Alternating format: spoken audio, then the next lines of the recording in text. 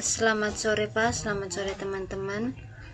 Perkenalkan, nama saya Apfodia Katarina Pusunkerai, NIM 17030300099, kelas B, reguler pagi, semester 7.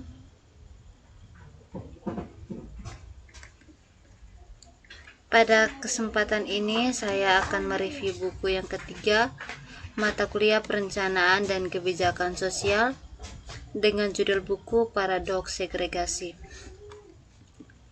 Yang pertama, paradoks segregasi.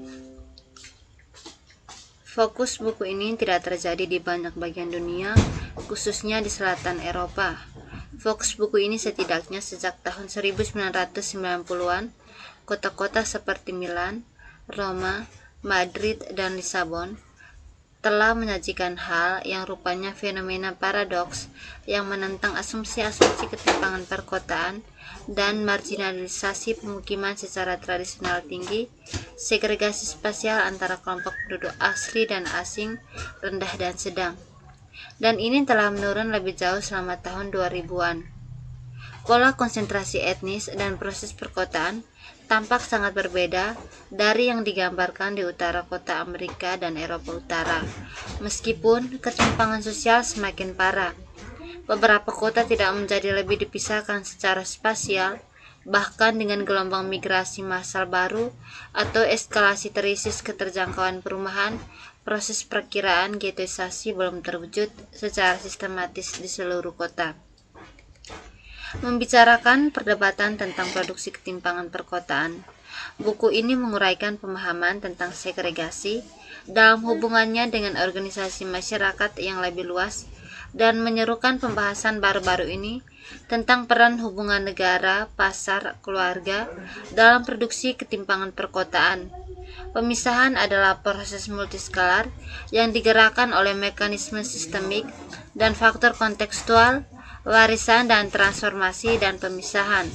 Bertentangan dengan pengertian tradisional tentang kemiskinan, semua adalah konsep yang mengungkapkan posisi relasional yang berkaitan dengan stratifikasi, diferensiasi, dan segmentasi dari suatu kelompok dalam masyarakat dan atau kota. Buku ini bertujuan untuk mengarahkan debat segregasi yang penting produksi ketimpangan perkotaan. Ini adalah penyimpangan radikal dari pengertian deduktif tentang segregasi yang meresap dan mendominasi teori kebijakan arus utama pembentukan. Etnosentrisme bisa dibilang merupakan masalah dalam studi segregasi. Etnosegregasi ras sendiri sering dianggap negatif dan terutama dianggap berasal dari preferensi dan perilaku ras atau diskriminasi pasar yang tidak dilihat sebagai proses sosial, tetapi sebagai masalah individu dan lingkungan. Pendekatan dari studi perkotaan, perumahan, kesejahteraan, dan imigrasi sebelumnya dieksplorasi dalam isolasi satu sama lain, dipertemukan dalam buku ini untuk mengkaji bagaimana segregasi pemukiman diproduksi di masyarakat lintas dimensi dan skala.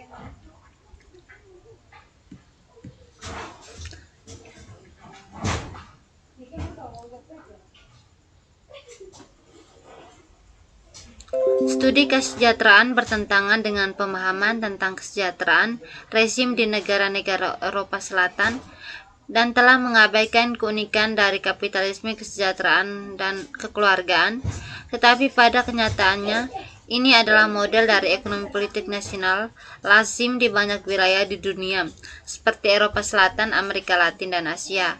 Tempat bermain keluarga peran ganda sebagai penyedia utama kesejahteraan dan agen kunci dalam model reproduksi sosioekonomi dan politik. Perumahan tentunya merupakan fitur utama yang membedakan selatan masyarakat Eropa dan rekan-rekan Eropa diberikan, misalnya dominasi tradisional kepemilikan rumah, peran keluarga dan patrimoni dalam sistem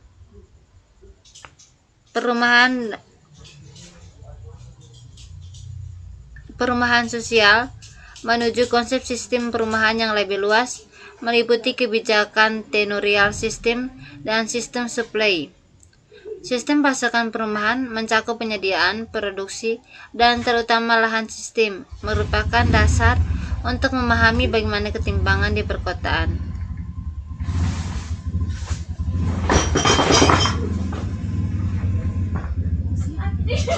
Arus migrasi, karakteristik migran, proyek TIK, dan migrasi memainkan peran penting dalam pola pemukiman dan mobilitas pemukiman kelompok etnis.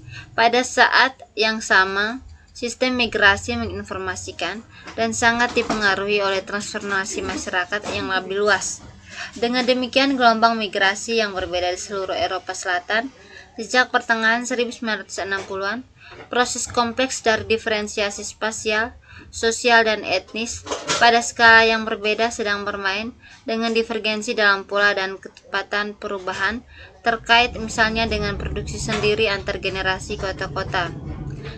Sepanjang perjalanan komparatif lintas kota ini,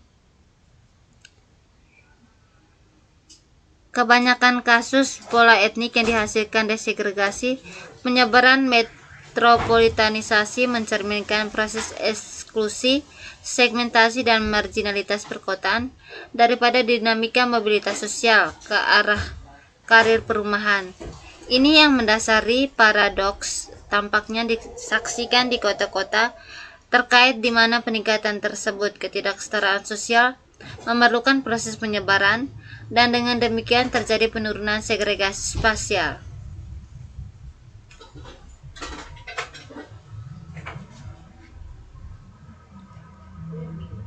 Konsep geografi baru dari ketidaksetaraan yang menguraikan pemahaman yang lebih sistemik. Beasiswa Amerika dan sering dipandang sebagai periferal dan internasional pada isu-isu seperti prasangka rasional dan diskriminasi pasar sebagai guide dengan proses segregasi, tetapi untuk menekankan perlu adanya pemahaman khusus yang mengakui produksi perkotaan ketidaksetaraan sebagai masalah penting untuk ditangani. Ini memerlukan pertimbangan ulang yang mana prinsip dan kebijakan dalam spektrum universalisme dapat secara efektif mencapai masyarakat yang kurang tidak setara. Keadilan sosial, universalisme, dan dekomodifikasi layanan kesejahteraan pernah menjadi suar pasca perang. Masyarakat equaliter Fordist dulu dan gelombang imigrasi besar-besaran dan meningkatnya finansialisasi negara dan kehidupan sehari-hari, dan dengan penghematan dan meningkatnya populisme berdasarkan retorika pasca bukti dan wacana anti-migrasi yang berkaitan dengan struktur buku, segregasi bersifat multiskalar dan multidimensi, maka buku itu pun demikian diorganisir bersama dan berkembang melalui serangkaian analisis komparatif yang mengkaji pola, proses, dan penyebab etnik konteks dalam hubungannya dengan yang lain. Ini yang menentukan kunci referensi konseptual untuk menoscale yang mendalam analisis di 8 kota Eropa Selatan yang mengikuti struktur multiskalar ini juga bertujuan untuk menelusuri caranya mekanisme yang diidentifikasi di tingkat nasional dimainkan di tingkat kota dan berkontribusi untuk membedakan kelompok sosial dan etnis secara berbeda lintas kota.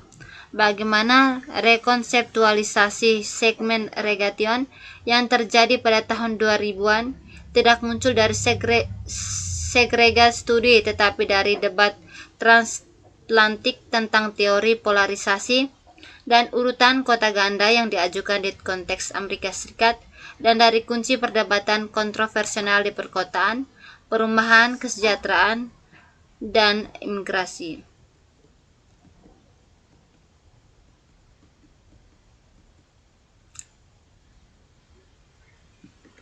Yang berkaitan dengan rezim kesejahteraan, sistem perumahan di Eropa, redistribusi dan akses kewarganegaraan dan layanan non-notifikasi yang berkaitan dengan pendidikan, kesehatan, pensiun, mempengaruhi stratifikasi sosial kota, tingkat ketidaksetaraan sosial dan spasial, dan hubungan antara segregasi tempat tinggal dan ketidaksetaraan kelas.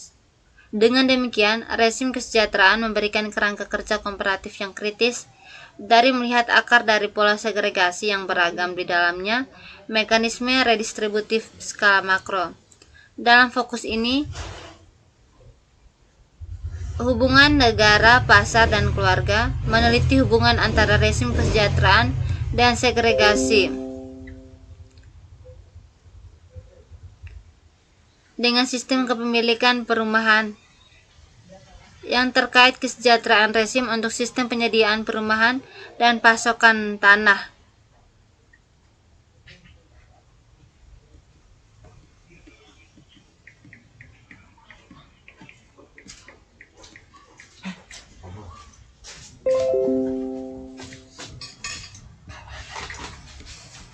Tate menitira kabeh. Demikian materi yang saya paparkan mengenai paradoks segregasi. Terima kasih dan selamat sore.